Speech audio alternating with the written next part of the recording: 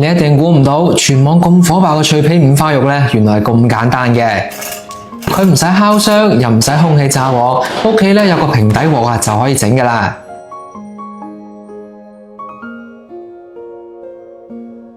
佢寫身呢金黃酥脆，非常之香啊！學識咗呢，就唔使再出去買啦。整今日呢個脆皮五花肉呢，最好揀啲三層分明、肥瘦相間嘅先夠香㗎。太瘦嘅話呢好柴嘅，太肥嘅話呢又好滯。我哋呢邊呢先13蚊一斤咋，唔知會唔買幾錢一斤呢？我哋改刀呢都係有講究嘅，長度呢要啱啱好就得㗎啦，厚度呢控制喺2指咁闊就可以啦。咁樣我哋煎嘅時候呢就會受熱均勻，食嘅時候呢口感更加之好嘅。下邊呢我哋再簡單咁處理一下。我哋先滲翻一紮仔鹽，再加翻2羹麵粉。鹽呢係可以殺菌嘅，麵粉呢又可以吸咗邋遢嘢同埋血水。就咁樣將佢捽2分鐘，再幫我沖翻乾淨，將多餘啲鹽分同埋麵粉呢洗翻乾淨。洗好之後呢，凍水落鑊，加翻啲薑片啊、蔥段同埋1羹料酒，再加翻大殼鹽入翻個底味，用大火燒滾咗之後呢，轉翻細火，控翻個鑊蓋，煲佢20分鐘。煮到可以用筷子咧輕輕一篤就穿咧，咁就可以啦。煮好之後撈翻出嚟，自然放凍。我哋可以揾幾條牙籤啊，喺啲肉皮上邊咧加翻啲密密麻麻嘅窿仔。呢度咧我哋盡量吉深少少啊，等肉入邊嘅油脂同埋水分咧滲出嚟，陣間煎嘅時候咧更加之脆嘅。再用廚房紙巾咧將表面啲水分吸翻乾，滲翻少少鹽，用手將佢捽勻，等佢入味。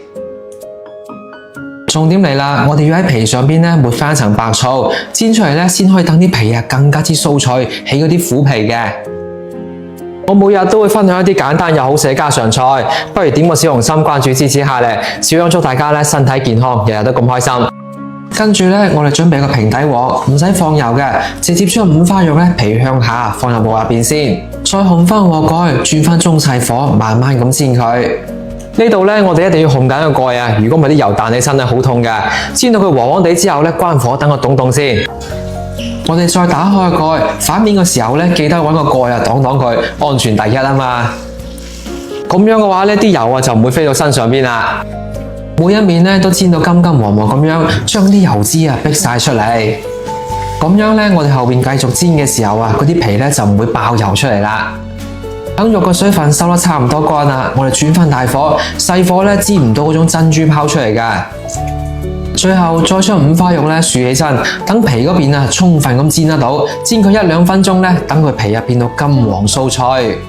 煎好嘅五花肉咧攞翻出嚟烘乾油，鍋入邊剩低嘅豬油咧用嚟炒青菜好香㗎。跟住再將啲五花肉咧切成細嚿，滲翻啲燒烤料或者椒鹽粉，將佢撈勻咧，咁就食得㗎啦。呢度脆皮五花肉，如果100分滿分嘅話呢，唔知可以打幾分呢？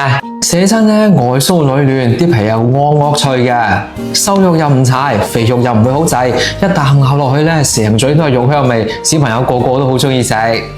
學識咗呢，快啲轉發俾身邊煮飯嘅朋友仔一齊嚟試一試啦，保證食完呢仲想食。